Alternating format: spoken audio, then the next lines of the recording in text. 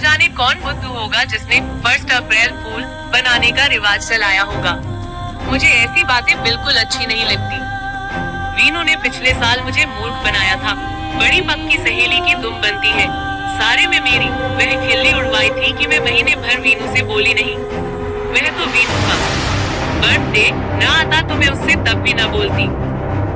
मालूम है उसने क्या किया था? उसने न जाने कैसे एक कागज पर गधे की तस्वीर बनाकर मेरी ड्रेस के पीछे चिपका दी थी। उस पर लिखा था, मैं पत्थर हूँ, बच के निकलना।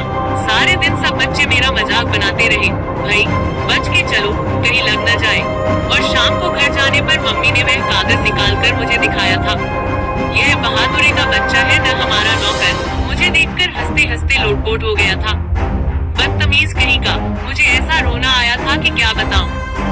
वीनू और इन सब ने मुझे तंग न किया होता तो मैं कभी भी इन सबको अप्रैल फूल बनाने की न सोचती। मैं हरगिज ऐसी बुद्धूपनी की बातों में न पड़ती।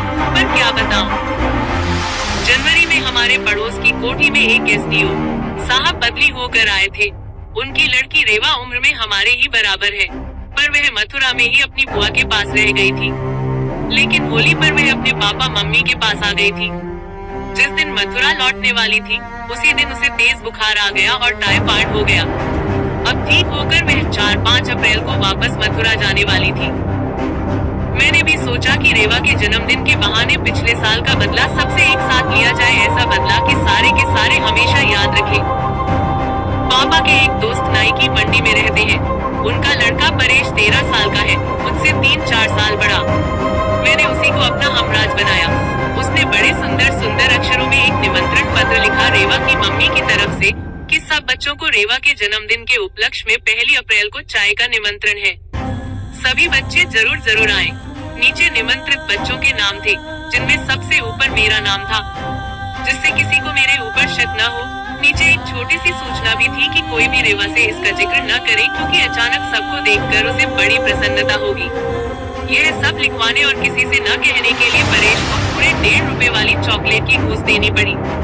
मैंने सोचा था आधी चॉकलेट तो वह मुझे देगा ही और इस तरह मेरे आधे पैसे वसूल हो जाएंगे, पर उसने सिर्फ एक चौकोर टुकड़ा मेरे हाथ में थमा दिया।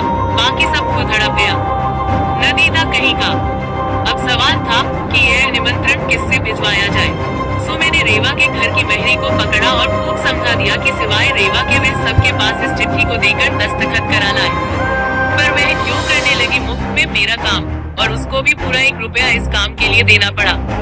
मेरी गुल्लक में 3.25 रुपए जमा हुए थे, उसी में से यह सब खर्चा किया था मैंने।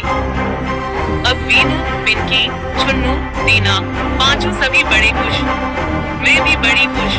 इसी के लिए तो 2.5 रुपए खर्च किए थे।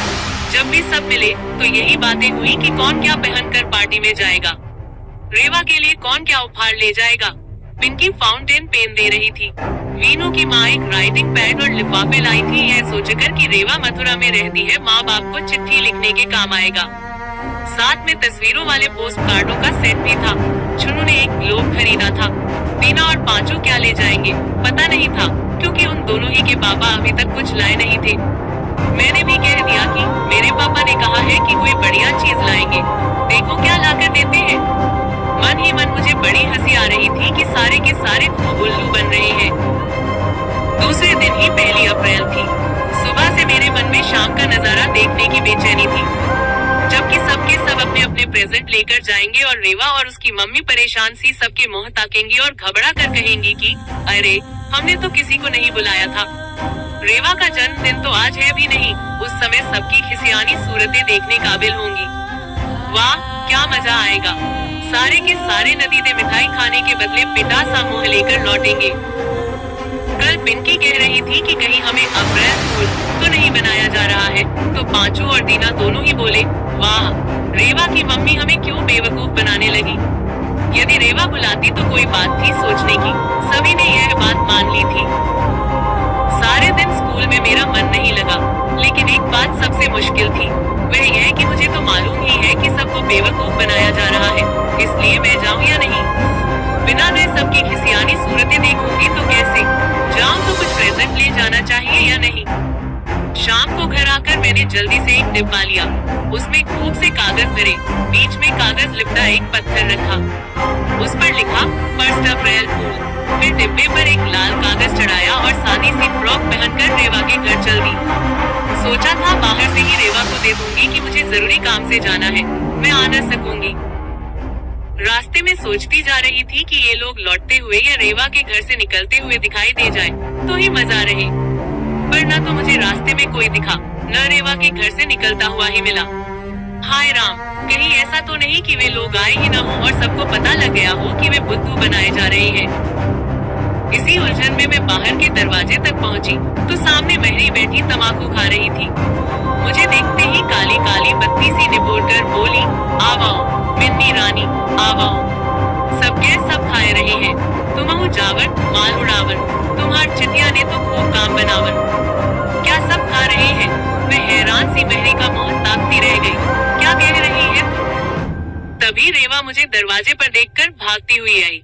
आओ मिन्नी, आओ, तुमने बड़ी देर कर दी, तुम्हारा इंतजार करते करते अभी अभी खाना शुरू किया है। मैं घबरा गई। क्या तेरा सचमुच आज जन्मदिन है? अरे हाँ, सच ही तो है। और तू क्या मजाक समझ रही थी कि आज सबको अप्रैल फूल बनाया जा रहा है? तभी पांचू हाथ में बिछाई नमकीन भरी प्लेट लेकर बाहर आ गया। हाय, कितनी सारी चीजें थी उसमें, सब मेरी पसंद की। मुंह में रसगुल्ला ठूसते हुए पांचू बोला, वाह मिन्नी रानी, इतनी देर कर दी तुमने। मैं तो रेवा से कह रहा था कि मिन्नी नहीं आएगी, उसकी प्लेट भी मुझे ही दे दो। फिर मेरे हाथ के डिब्बे पर झुकते हुए बोला, वाह बड़ा भारी प्रेजेंट लेकर आई हो तुम तो। क्या लाई हो इसमें? पत्थर लाई हूँ, मैंने मन ही मन कहा और रेवा जो मुझे पकड़कर अंदर खींच रही थी उसके हाथों से अपने को छुड़ाकर मैंने एकदम घबराकर कहा, रेवा, मैं तो समझी थी कि हमें बुद्धू बनाया जा रहा है। हट पगली कहीं की, मम्मी भी तुम लोगों को बुद्धू बना सकती है क्या? पर देखो न, हर साल मम्मी से कहती थी पर उन्होंने कभी मेरा जन्मदिन नहीं बनाया। कह देती थी 1 अप्रैल को कोई नहीं आएगा, सब समझेंगे अप्रैल फूल बना रहे हैं। अब की देखो, मम्मी ने बिना मुझे बताए ही सबको बुला लिया। सच, मम्मी बहुत अच्छी है। अच्छा, अब चलो ना। उसने अब फिर मेरा हाथ पकड़ लिया, पर मैं अपना हाथ छुड़ाकर तेजी से बाहर भागी।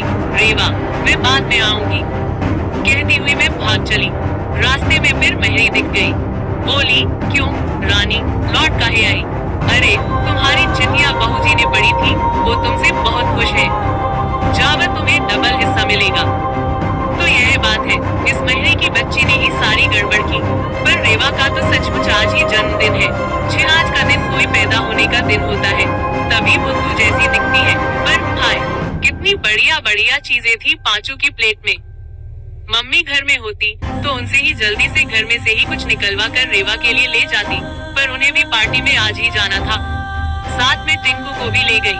मैं यहाँ, भगवान करे वह भी वहाँ खूब बुद्धू बनाई जाए। मुझे इतना रोना आया कि पलंग पर गिरकर खूब रोई। तभी बहादुर ने आकर पूरा पैकेट खोल डाला। मिन्नी, यह क्या है? क्या लाई है तू?